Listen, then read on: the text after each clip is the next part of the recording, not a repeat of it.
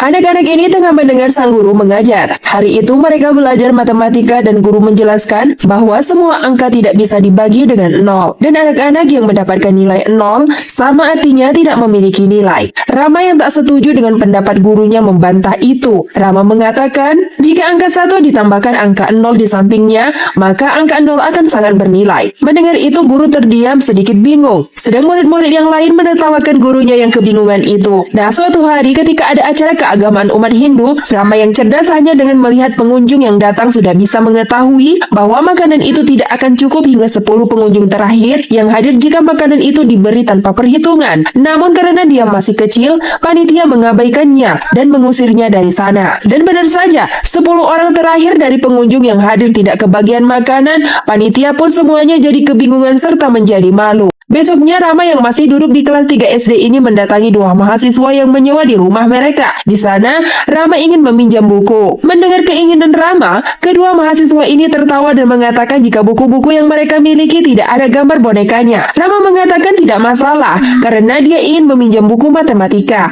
Maka dipinjamkanlah oleh mereka. Dan sore harinya, ketika kedua mahasiswa ini ingin mengambil buku mereka kaget karena anak sekecil itu telah mampu menyelesaikan soal trigonometri dengan cara yang sederhana. Dan berkat dari kepandaian Rama inilah, dua mahasiswa ini mengajak teman-temannya ke rumah itu untuk belajar matematika kepada Rama yang masih duduk di kelas 3 SD itu. Ibu Rama pun menjadi bangga, karena anaknya yang masih kecil itu bisa membuka kelas privat untuk mahasiswa. Dan mereka yang sudah diajarkan oleh Rama pun menyisihkan uang mereka untuk membantu keluarga Rama yang miskin ini. Nah, 10 tahun berlalu saat pelajaran bahasa Inggris, Rama malah sibuk mengerjakan soal matematika. Hal itu membuat si dosen ini marah dan meminta Rama keluar bersama Nandi yang ikut membelanya. Nah, saat di perpustakaan, seorang dosen pun menasihati Rama.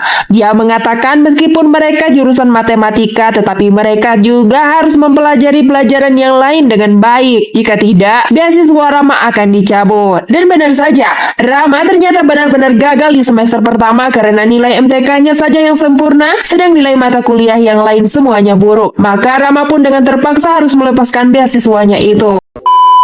Ayah ini marah kepada anaknya karena mendapatkan nilai yang buruk, sehingga rektor pun harus mencabut beasiswanya. Ia kesal kepada anaknya itu meski telah berkali-kali ikut ujian susulan, tapi si anak tetap gagal. Maka Rama pun terpaksa harus berhenti kuliah karena ayahnya telah kehabisan dana. Si ayah pun akhirnya kecewa karena harapannya untuk melihat anaknya jadi PNS tidak tercapai. Rama pun berhenti kuliah. Meski begitu, Rama tetap terobsesi dengan matematika. Nah, karena Rama yang terus gila-gilaan dengan matematika, ibunya menjodohkan Rama dengan anak kepala desa. Dan Rama pun menikah dengan anaknya si kepala desa yang bernama Janu. Rupanya Janu memang sudah sejak lama menyukai Rama. Nah, saat pernikahan berlangsung, semua tampak bahagia. Karena Rama sudah menikah, dia pun berpikir untuk mencari kerja demi menafkahi istrinya. Dia pun pergi melamar jadi admin di pedagang beras. Malangnya, rumus yang diberikan Rama dianggap sulit dan tidak sesuai, sehingga dia pun ditolak. Mendengar Rama ditolak oleh berbagai pengusaha, mertuanya berinisiatif memperkenalkan Rama dengan teman-teman si mertua yang ada di kota. Nah, ketika Rama sudah pergi ke kota,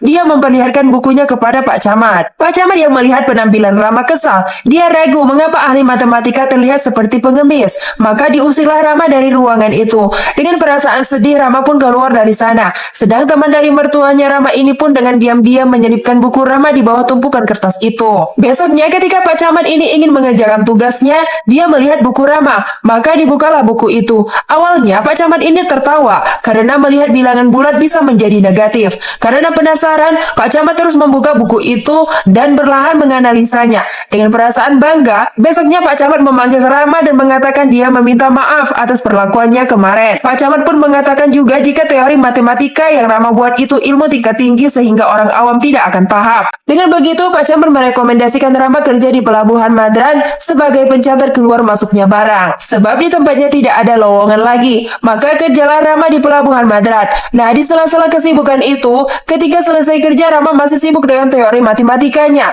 Hingga suatu ketika, bosnya menemukan coretan-coretan milik Rama dan berpikir bahwa Rama melakukan pekerjaan lain di saat jam kerja. Sehingga Rama pun dipanggil dan dimarah oleh bosnya. Bosnya pun tidak segan-segan mengancam Rama akan diberhentikan.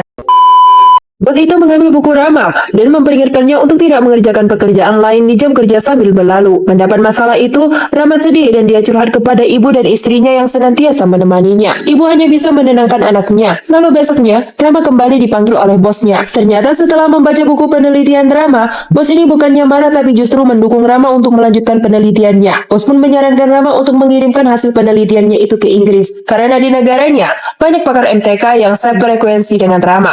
Maka tanpa menunda, Rama pun mengirimkan surat itu ke 15 profesor yang ada di Inggris. Namun sayangnya, surat Rama diabaikan oleh mereka dan dianggap sampah. Sang mandor menenangkan Rama dan menyarankan untuk mengirim ke profesor lain dan jangan putus asa. Maka dikirimlah surat itu kepada Profesor Hardy di Universitas Cambridge. Berbeda dari profesor lain, Profesor Hardy membuka dan membaca surat dari Rama. Dia pun melihat teori-teori hasil penelitian Rama.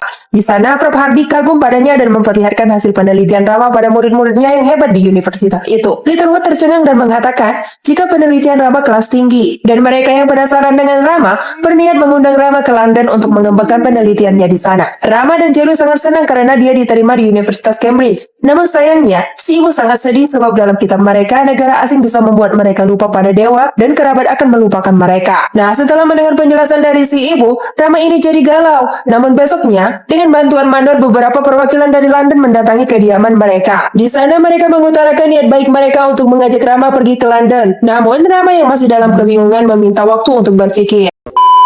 Rambut ini sengaja dipotong membuat Rama sangat sedih dan menangisi rambutnya itu. Namun meski bagaimanapun dia harus melakukan itu karena peraturan di Universitas Cambridge harus rapi dan rambut pendek. Rama pun akhirnya benar-benar pergi untuk melanjutkan penelitiannya. Di London, Rama sangat dikagumi karena meski dia tidak memiliki guru yang membimbingnya khusus, tapi Rama mampu menciptakan formula yang indah yang akan memperkaya dunia MTK. Nama dari formula yang dibuat oleh Rama, From lain meminta Rama agar membuktikannya di dunia nyata. Karena jika dia berhasil, maka Rama akan menjadi orang yang terkenal. Mendengar itu, Rama sangat bingung bagaimana caranya.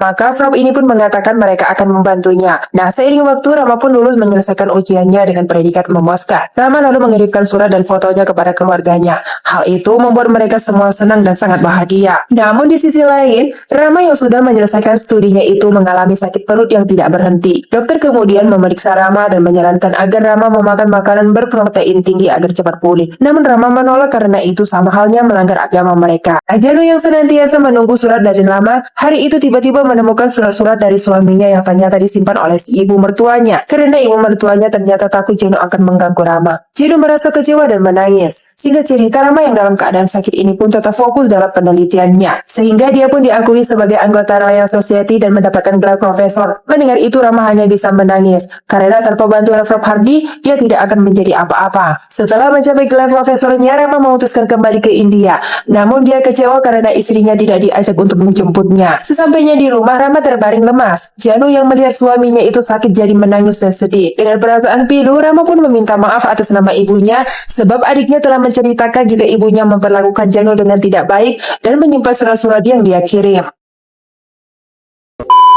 Laki-laki ini akhirnya semakin kritis, dan sebelum meninggal dia pun menitipkan buku-buku hasil penelitiannya kepada istrinya. Naasnya ketika dia telah meninggal, semua keluarga tidak ada yang ingin melakukan kremasi untuknya, sebab Rama sudah dianggap keluar dari agama mereka, dan mereka juga menganggap bahwa kematian Rama adalah kutukan dari dewa. Hal itu disebabkan Rama sudah pergi ke luar negeri. Dengan kepercayaan mereka itu, mereka takut jika kutukan itu akan berdampak pada mereka juga. Nah, saat semua orang telah pergi, Pak Camat dan teman-temannya yang lain pun datang.